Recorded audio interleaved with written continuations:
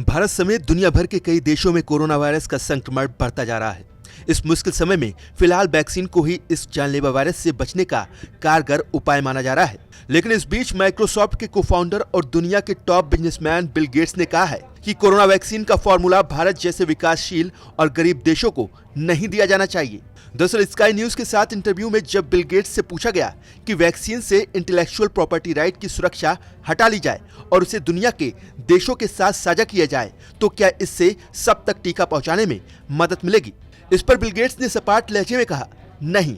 उन्होंने कहा, दुनिया में वैक्सीन बनाने वाली बहुत सी फैक्ट्रियां हैं और लोग टीके की सुरक्षा को लेकर बहुत ही गंभीर हैं, फिर भी दवा का फार्मूला साझा नहीं किया जाना चाहिए। गेट्स ने कहा, विकासशील और गरीब देशों को कुछ समय इंतजार करना पड़ सकता है, लेकिन उन्हें वैक्सीन का फार्मूला नहीं मिलना चाहिए।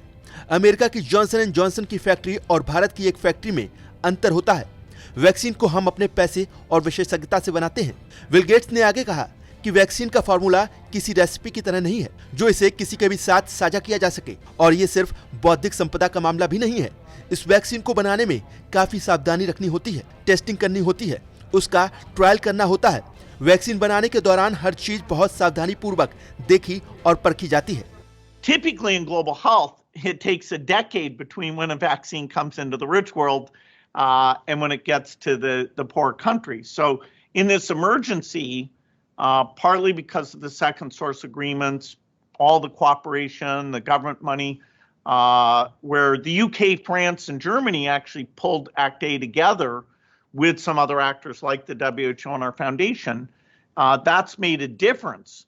Because we didn't practice, it's clear that understanding variants and understanding how quickly you can do the regulatory stuff, when this comes up again, we could be a lot smarter. People didn't invest enough in this risk, forming CEPI that the UK and Wellcome and our foundation and others did was one of the few things, and it's only a few percent what should have been done to really practice, do simulations, understand how quickly you could get the diagnostics ready. And so, I hope we keep in mind that we do need to invest in being ready for the next pandemic. Bill Gates यही नहीं रुके। उन्होंने आगे कहा कि इसमें कोई हैरानी की बात नहीं है कि अमीर देशों ने टीकों के लिए पहले खुद को प्राथमिकता दी है।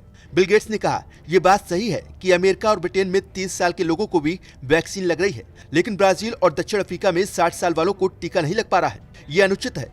गंभीर कोरोना संकट का मामला कर रहे देशों को 2-3 महीनों में वैक्सीन मिल जाएगी। बिल गेट्स के कहने का मतलब यह था कि एक बार अमेरिका और ब्रिटेन जैसे विकसित देशों में वैक्सीनेशन पूरा हो जाए तो गरीब देशों को भी टीके मुहैया करा दिए जाएंगे।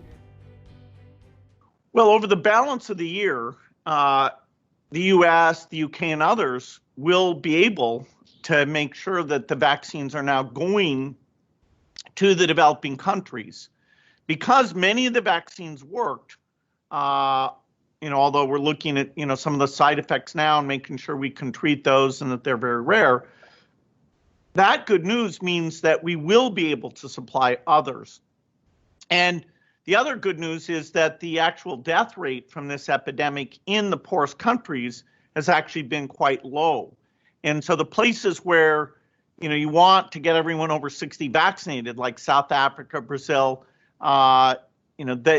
that will become a priority just in the next, 3 or 4 months is when the U.S. will move into that excess position and take these Act A resources and use them to get those vaccination levels up as fast as we possibly can. Bill Gates की इन बातों पर उनकी खूब आलोचना हो रही है। Britain स्थित यूनिवर्सिटी ऑफ एक्सेस में लॉ की प्रोफेसर तारा वान हो ने ट्वीट किया, बिल गेट्स बोल रहे हैं कि भारत में लोगों की मौत को रोका नहीं जा सकता, पश्चिम कब मदद करेगा। वास्तव में अमेरिका और ब्रिटेन ने इंटेलेक्चुअल प्रॉपर्टी राइट्स के जरिए विकासशील देशों की गर्दन को दबाया हुआ है। ये बहुत घृणित है। तो वहीं पत्रकार स्टीफन बर्नी ने ट्वीट किया, गेट्स एक आशावादी शख्स की तरह काम करते हैं, लेकिन वास्तव में दुनिया को लेकर उनका नजरिया निराशाजनक है।